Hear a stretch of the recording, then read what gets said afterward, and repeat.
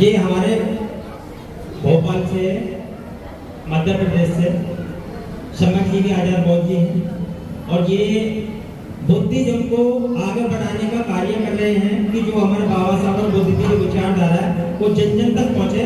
तो एक 14 अक्टूबर को उत्तराखंड भोजपुर गांव से काशीपुर से एक धम यात्रा निकल रही है, वहां से पैदल 260 किलोमीटर की।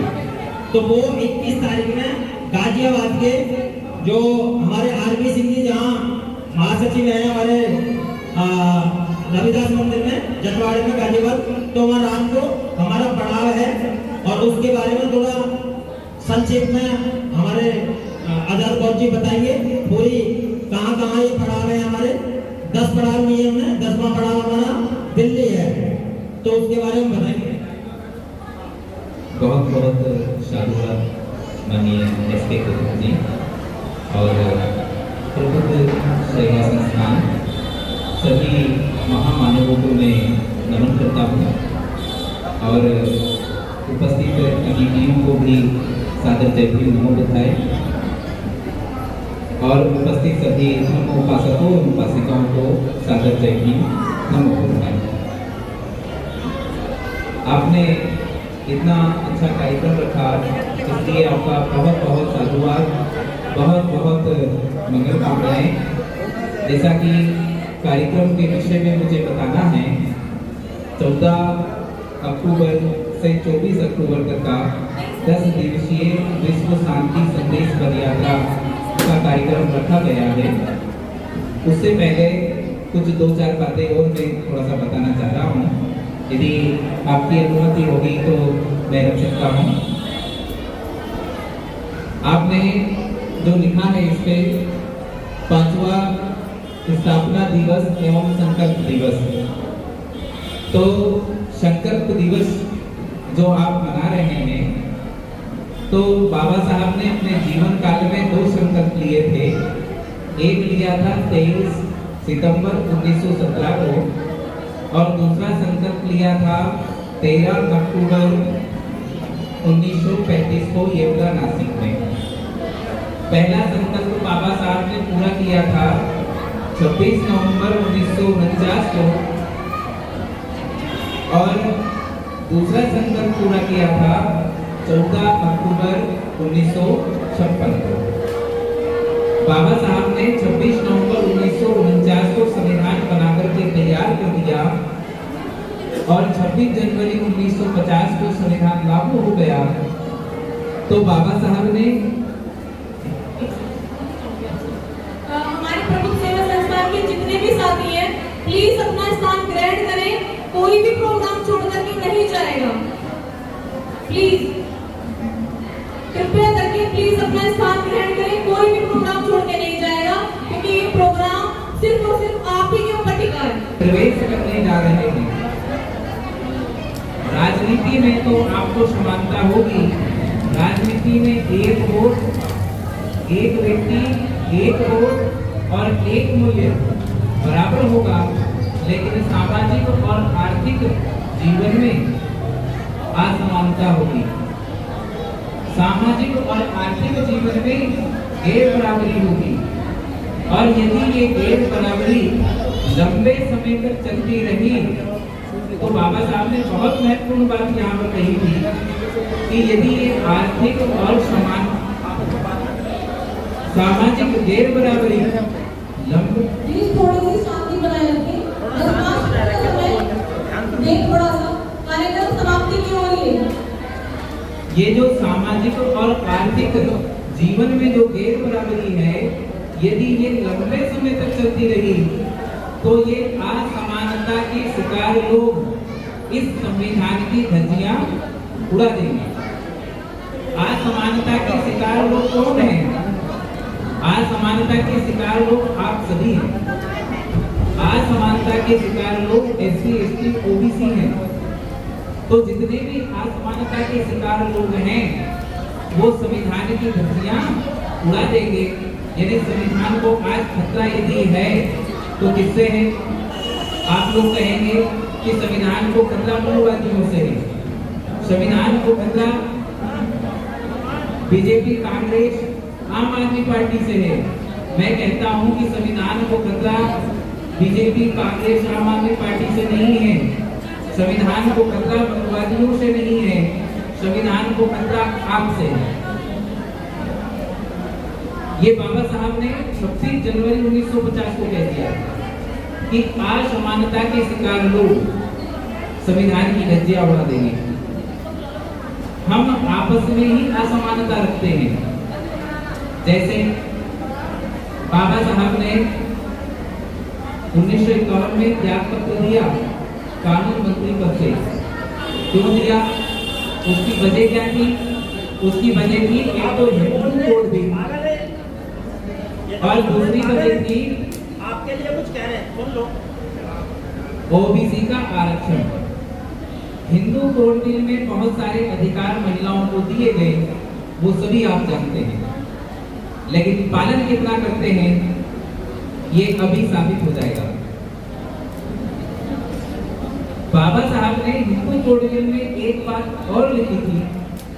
बाबा साहब ने बहुत महत्वपूर्ण बात लिखी थी। ये बात लिखी थी कि लड़का और लड़की दोनों को समान अधिकार है और संपत्ति में भी समानता का अधिकार है। क्या आप अपनी बेटी की जब शादी करते हैं तो दहेज देते हैं कि नहीं देते हैं? दहेज देते हैं। बाबा साहब ने कहा दहेज देना भी अपराध है और दहेज देना भी अपराध है। यानी आप बाबा साहब की बात को नहीं मान रहे हैं, तो आप क्या कर रहे हैं? आप लड़के और लड़की में भेद कर रहे हैं। लड़के को संपत्ति में अधिकार दे रहे हैं और लड़की को संपत्ति में अधिकार नहीं दे रहे हैं, उसको दहेज दे रहे हैं। तो जब आप असमानता रखेंगे तो संविधान को नुकसान कौन पहुंचा रहा है? संविधान को नुकसान तो आप पहुंचा रहे हैं। तो बाबा साहब ने दूसरा संकल्प पूरा किया था 13 अक्टूबर 1935 का। मैं शॉर्ट में समझा देता हूँ, बहुत बड़ा विषय है ये। तो 13 अक्टूबर 1935 का संकल्प बाबा साहब ने 14 अक्टूबर 1956 को जब पूरा किया था तो उन्होंने एक बात कही थी। क्या बात कही थी? बाबा साहब ने कहा था कि प्रत्येक रविवार को, प्रत्येक बुद्धिस्ट परिवार को सफेद वस्त्र में अपने परिवार के सदस्यों के साथ बुद्ध विहार में जाना है। और साथ ही साथ बाबा साहब ने जब दीक्षा ली थी तो बाबा साहब ने हम लोगों से ये आह्वान किया था कि सब लोगों को व्हाइट ड्रेस में आना है। तो उस समय के जो हमारे लोग थे उनके पास व्हाइट ड्रेस खरीदने के लिए पैसा नहीं थे, तो उन्होंने क्या किया? तो उन्होंने जो महिलाएं थी उन्होंने क्या किया? तो उस समय क्या थे कि जो पुरुष थे वो धोती पहनते थे, तो महिलाएं धोती, जो पुरुष की धोती होती थी वो व्हाइट धोती पहन करके आई थी। लेकिन वहाँ 5-6 लाख लोग जो थे, कहीं कहीं 7 लाख भी लगता है, सब व्हाइट ड्रेस में थे। लेकिन हम क्या करते हैं? हम कहीं भी कार्यक्रम में जाते हैं तो इस बात का ध्यान नहीं रखते हैं। तो बताओ हम बाबा साहब की बात कहाँ मान रहे हैं? तो जब तक हम बाबा साहब की बात नहीं मानेंगे तब तक हमारा कल्याण होने वाला नहीं है और संविधान भी बचने वाला नहीं है, क्योंकि संविधान को खतरा आपसे है। आप संविधान की बात नहीं मानते। बाबा साहब ने संविधान बनाया, नियम बनाए, कानून बनाए, किसके लिए बनाए? बाबा साहब ने सभी के लिए बनाए, लेकिन उनको मानने की जिम्मेदारी किसकी थी? संविधान का पालन करने की जिम्मेदारी किसकी थी? संविधान का पालन करने की जिम्मेदारी हम लोगों की थी, क्योंकि हम अपने आप को बाबा साहब के बच्चे कहते हैं। तो बच्चों की जिम्मेदारी थी, लेकिन बच्चों ने संविधान को ताक पे रख दिया और कहने लगे संविधान बचाओ, संविधान बचाओ। क्या ऐसे कहने से संविधान बच जाएगा? संविधान कहने से नहीं बचेगा, संविधान का पालन करने से संविधान बचेगा। तो मेरा आपसे निवेदन है कि जब भी आप अपनी बेटी की शादी करें, और जो बेटियां भी यहाँ बैठी हुई हैं उनसे भी मेरा निवेदन है कि चाहे आपको अपने माता पिता से लड़ना क्यों ना पड़े, लेकिन अपनी संपत्ति में, अपने पिता की संपत्ति में बराबर का अधिकार लेके ही रहना, पीछे नहीं हटना। क्योंकि बाबा साहब ने ये अधिकार देने के लिए, बाबा साहब ने ये अधिकार देने के लिए बहुत संघर्ष किया, बहुत त्याग किया है। बाबा साहब को मंदिर में छोड़ना पड़ा। ये कोई छोटी मोटी बात नहीं है, ये बहुत बड़ी बात है। लेकिन हम इन बातों को पे गौर नहीं करते हैं, इन बातों पर ध्यान नहीं देते हैं। हमें इन बातों पर ध्यान देना होगा। हमने जो 14 अक्टूबर 2023 से जो काशीपुर की धरती से यात्रा निकलेगी और आपकी दिल्ली में 22 अक्टूबर को प्रवेश करेगी, जो गाजियाबाद में 21 अक्टूबर को आएगी। 21 अक्टूबर की शाम को हम गाजियाबाद में रुकेंगे। माननीय रविदास मंदिर जटवाड़ा सिद्धार्थ इंटर कॉलेज में हम रुकेंगे। शाम का भोजन का इंतजाम आप लोग करेंगे और सुबह हम भिक्काटन करके भोजन करेंगे। जो बुद्ध ने परंपरा स्थापित की थी, उस परंपरा को हमें फिर से स्थापित करना है, उसको फिर से पुनर्जीवित करना है। इसी उद्देश्य के लिए हम ये यात्रा निकाल रहे हैं। लेकिन इस यात्रा में चलने के लिए भी नियम है। हमने 10 नियम बनाए हैं। हम उपासकों के लिए भी बनाए हैं और धम्म उपासिकाओं के लिए भी बनाए हैं। जो भी उपासिका इस धम्म यात्रा में चलना चाहे, चाहे 1 दिन चले, चाहे 2 दिन चले, जो भी चलना चाहे, उसको विशेष बात का ध्यान रखना होगा। एक नियम का जरूर पालन करना होगा कि उसको मांग, मंगलसूत्र, बिछिया, चूड़ियां और हिंदू धर्म के किसी भी धागे को, चाहे वो सफेद हो, चाहे वो नीला हो, पीला हो, किसी भी धागे को या ताबीज को छोड़ना होगा, बांधना नहीं होगा। वो ही महिला हमारे साथ धम्मचारिका में चल सकती हैं। ये धम्म उपासिकाओं के लिए नियम है। और व्हाइट ड्रेस में जरूर, ऐसा नहीं कि रंग बिरंगे कपड़े पहन करके आप आ गए। रंगीन कपड़े बिल्कुल अलाउड नहीं है। सफेद वस्त्र ही उसमें आप पहन करके आ सकते हैं। तो ये मेरा आपसे निवेदन है। दूसरा, धम्म उपासकों से भी निवेदन है कि धम्म उपासक भी हिंदू धर्म के किसी भी धागे को, ताबीज को और किसी भी जैसे तिलक लगा के आ गए तो ये भी नहीं करना। और व्हाइट ड्रेस में होना अनिवार्य है। व्हाइट ड्रेस का कठोरता से पालन करना होगा। ये मेरा आपसे निवेदन है। जो कार्यक्रम के बच्चे हैं वो कैंपस में हैं, आप वहाँ से पर्चे प्राप्त कर सकते हैं। तो मैं इतना ही कहकर के अपनी वाणी को विराम दूंगा। आप सबने इतना अच्छा कार्यक्रम रखा, इसलिए प्रबुद्ध सेवा संस्थान का बहुत बहुत साधुवाद, बहुत बहुत मंगल कामनाएं और आप सबका भी बहुत बहुत साधुवाद, बहुत बहुत मंगल कामनाएं। जय भीम, नमो बुद्धाय। और माला पहना करके एक बार जोरदार तालियां प्लीज।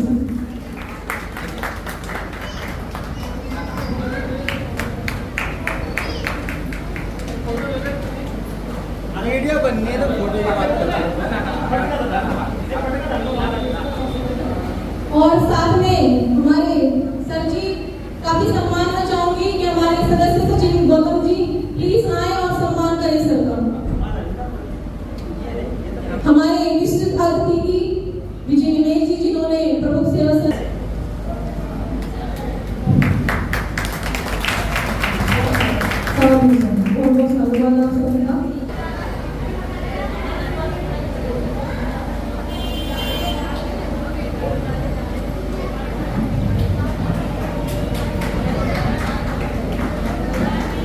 हमारे मीडिया अतिथि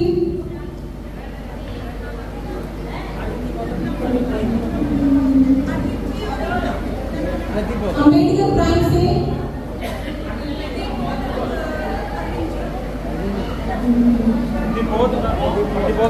अमित अरविंद, मॉक मिशन से प्रदीप गौर और वीरेंद्र जी प्लीज मंच पर आए।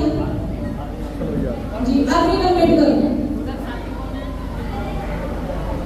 एनबीटी न्यूज से राजकुमार आइए प्लीज आप।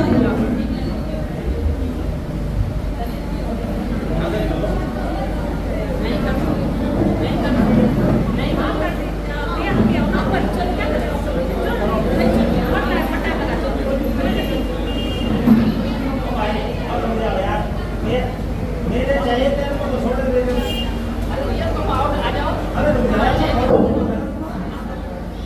अब वो जब के सामने मेरे चैनल के सारे यही भेज दिए।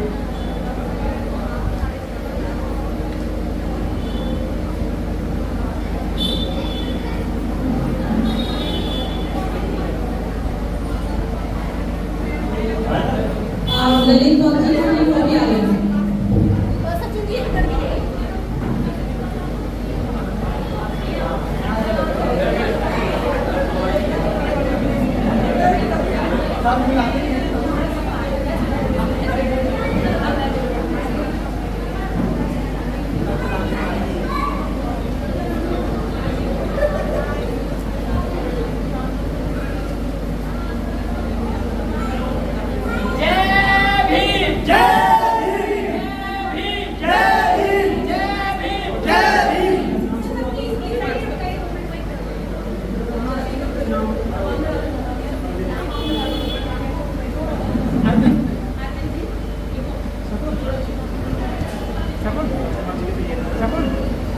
यहाँ बैठे कर लो भाई।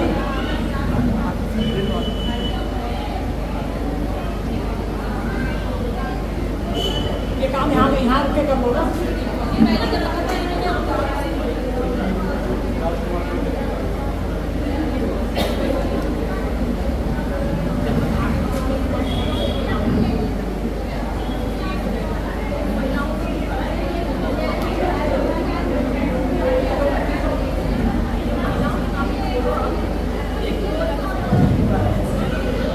मधु जी प्लीज आए, एक सेकंड आप, एक सेकंड मधु जी और राजू जी और नीरज जी प्लीज, नहीं सुमन जी प्लीज आए करीब गार्डन से।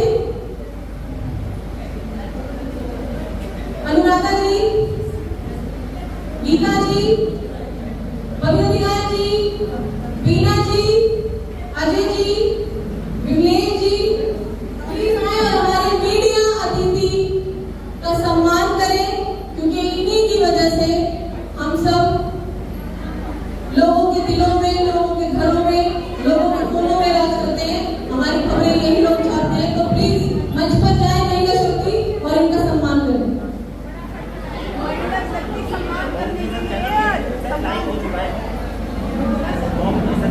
और ये हमारा प्रोग्राम पूरा लाइव भी हो चुका है मोम मिशन से, मोम मिशन चैनल से। एक बार जोरदार तालियां हमारे मीडिया अतिथि के लिए।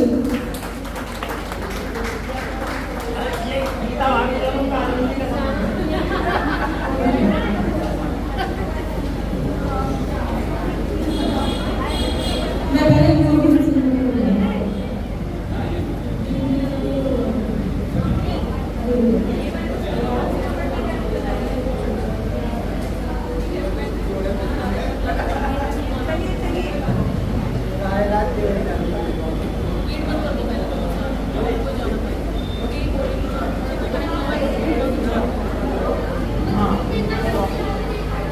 अब उनकी बारी जिनकी बदौलत आज हम अपना 5वां स्थापना दिवस, अब उनकी बारी जिनकी बदौलत ये कार्यक्रम हम कैलाश नगर में करने जा रहे हैं। नर्मदा लकीरा है 20 5वां स्थापना दिवस है, संकल्प दिवस, जिनकी बदौलत हम यहाँ इस प्रांगण में कर पाए।